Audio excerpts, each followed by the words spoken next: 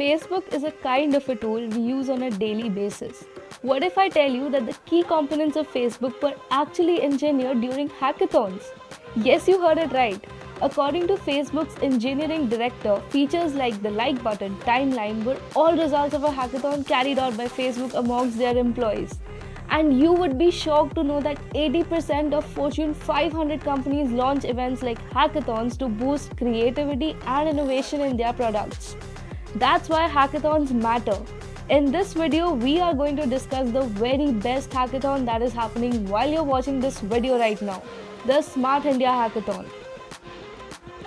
But before we start discussing how you can participate, submit your application and build a strategy to win it, consider hitting that subscribe button.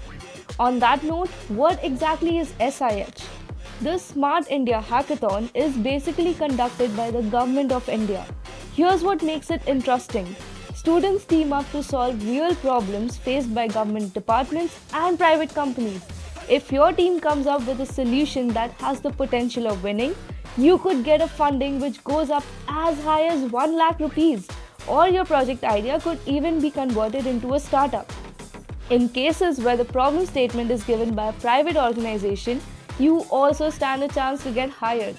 So this hackathon isn't just about winning or funding.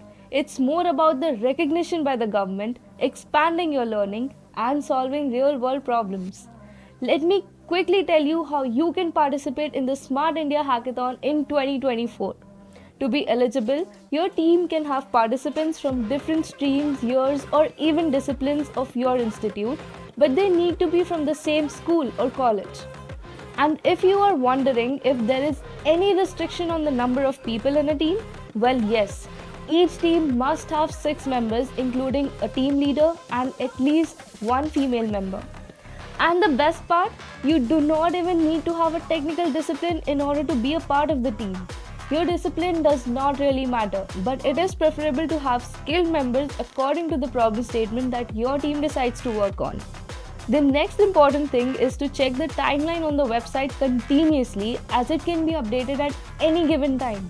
You can easily access the timeline by going to the sih.gov.in URL, and then under the guidelines drop-down, you will find the hackathon timeline option. Now let's look at the timeline.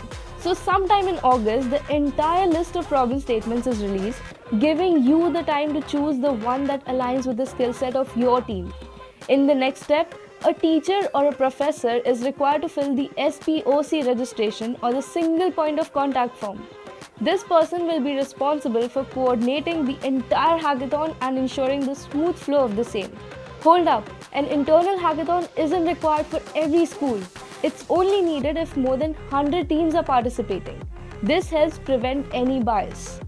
So after the SPOC registration is completed, between August and September, the results of the internal hackathon need to be published on the portal. Here's where it gets exciting. The top 25 teams will automatically move on to the next round. But don't worry if you just missed the cut. 5 more teams will be on the wait list, and they will still have a shot at moving to the next round. Moving on, the idea presentation. To access the format of your PPT, you just have to head over to the portal, and under the guidelines drop-down section, you have your PPT option. After you've uploaded your PPT, it's time to lay back and relax for a bit while also working on your next strategy. This is the time when a thorough screening process will be happening behind the scenes. Your ideas will be carefully evaluated based on several factors like market potential, feasibility, and strategic fit. But when it comes down to it, there's really just one question. Does your idea align with the company's goals and target audience? That should be your key to moving forward. Once the results are out, the winning teams will get the chance to be mentored by a team of experts from academia, industry pros, and even government officials.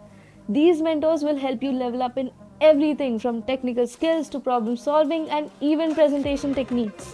And here's the best part.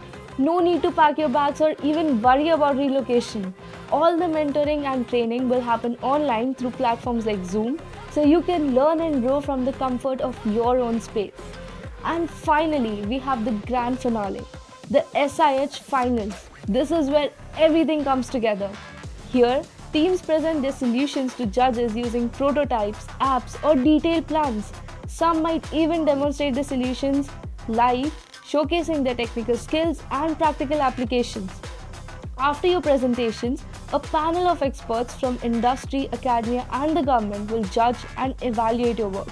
Once they've made their decisions, the results will be announced. But hey, this journey is more than just winning. It is more about the exposure, the experience, and the network you will build during the hackathon. And finally, let's take a look at how you can gear up for this journey. Let's say your team decides to tackle a problem statement from the Ministry of Ayush. You'll want to start with the very basics by brushing up on the Ayush systems. Dive into the different types of medicinal plants used in Ayurveda, yoga, naturopathy, homeopathy. Look for key plants that are essential and should definitely be highlighted in your project. Start thinking about how you can create an awesome user experience. How can you make the virtual environment feel as real and interactive as possible? Maybe you could incorporate augmented reality or virtual reality to really immerse the users. Even simple features can go a long way, like adding quizzes, fun games, or interactive elements where users can click on plans to learn more. The key is to make the experience engaging and enjoyable. Once you've nailed down your ideas, it's time to dive into the tech that will bring it to life. For instance, if you're going with VR, you'll need to get familiar with tools like Unity or Unreal Engine. These are the platforms that will help you build and enhance your virtual experience. Then comes the prototyping phase, where you are required to get ready the small essential parts of your project. In our case, it could be navigating through the garden efficiently and knowing about the plants we are interested in. It is basically just getting the essential features up and running. So this is a basic game plan that you can follow. So without wasting any time, go over to the website and get started with your hackathon preparation. All the best to all the participants. If you have any doubts regarding the hackathon, drop down in the comments below. Thank you and see you in the next video.